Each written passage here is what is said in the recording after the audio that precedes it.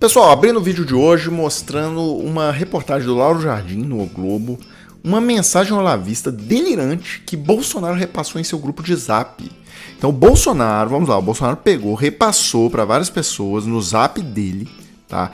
E a reportagem teve acesso a isso. Uma mensagem que mostra o que tá passando na cabeça, a loucura da extrema-direita, né?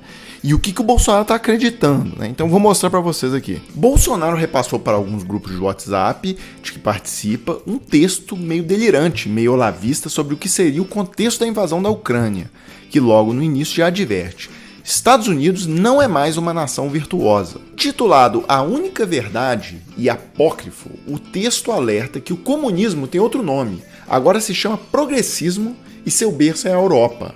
O tom olavista prossegue nessa afirmação.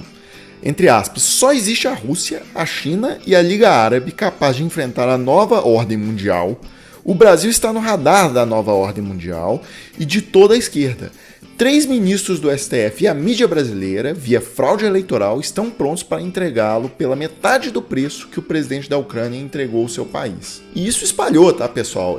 Eu tive o desprazer de assistir a live do Queiroz, né? Tribuna do Queiroz. Então, qual que é o pensamento do Queiroz sobre a questão? É isso, essa coisa do bolsonarismo já espalhou, né, essa adesão ao Putin, e o Queiroz falou que a Ucrânia é um país esquerdista, que a Rússia tem que vencer, que o Putin, então... E, inclusive, a Jovem Pan hoje divulgou uma pesquisa, né, que é o público bolsonarista, mostrando que eles realmente aderiram ao Putin, né? Estamos de volta com os Pingos nos Is e a gente confere agora então o resultado da nossa enquete desta segunda-feira. A pergunta hoje foi: de qual lado o Brasil deve ficar no conflito entre Ucrânia e Rússia? 53% dos que participaram dizem que Rússia, 29,3% neutro e 17,7% votaram na opção Ucrânia. A pergunta ficou no ar durante todo o programa de hoje, lá no portal da Jovem Pan, é o www.jovempan.com.br. Muito obrigado a todos pela participação. E aí, já que eu falei da direita, né, eu queria também mandar uma mensagem para a esquerda. Pessoal, essas conversas que a imprensa russa, né, que a imprensa estatal russa espalha por aí, por exemplo, a Ucrânia nazista, negócio de Azov, exército nazista da Ucrânia, tem nada disso, tá? Isso é só conversa russa para justificar a invasão. Fotinha de gente com bandeira nazista, isso aqui tem até no Brasil, tá? O Fantástico todo final de semana mostra no Rio Grande do Sul, em Santa Catarina, coisa de 10 pessoas lá juntas ali com a bandeira nazista. Isso aí não... Isso tem na Rússia. Esse tipo de coisa tem na Rússia também.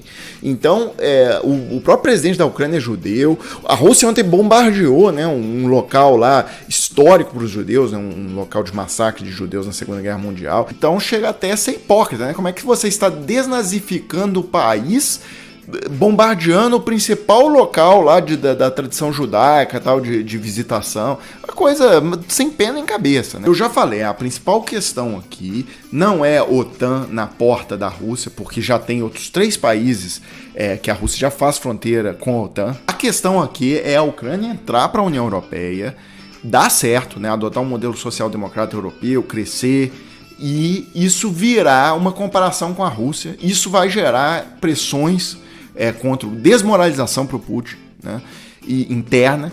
Isso pode levar até a queda do Putin. Se a Ucrânia desse certo estando na União Europeia, isso se tornaria um problema para o Putin dentro da Rússia, política profunda interna dentro da Rússia. Esse é o ponto dessa invasão. E aí eu vou ler para vocês aqui o texto do Yuval Noah Harari, que ele fez aquele livro Sapiens, né, que é um best-seller sobre a história da humanidade e tal.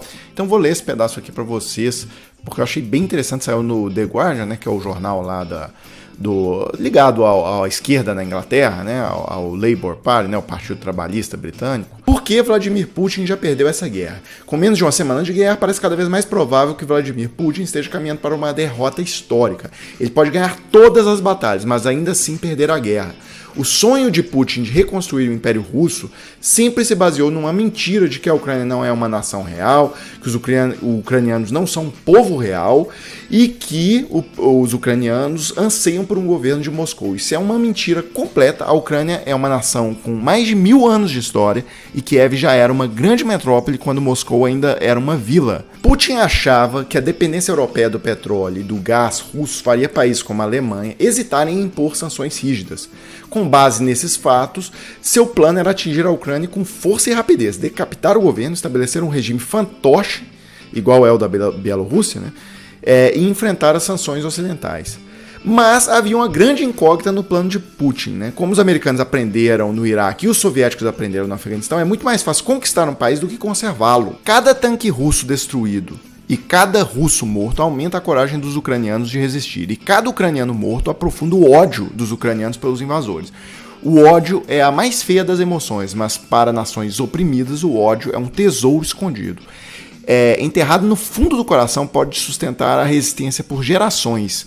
Para restabelecer o Império Russo, Putin precisa de uma vitória relativamente sem derramamento de sangue, que levará a uma ocupação relativamente sem ódio. Ao derramar cada vez mais sangue ucraniano, Putin garante que seu sonho nunca será realizado. Em última análise, as nações são construídas sobre histórias.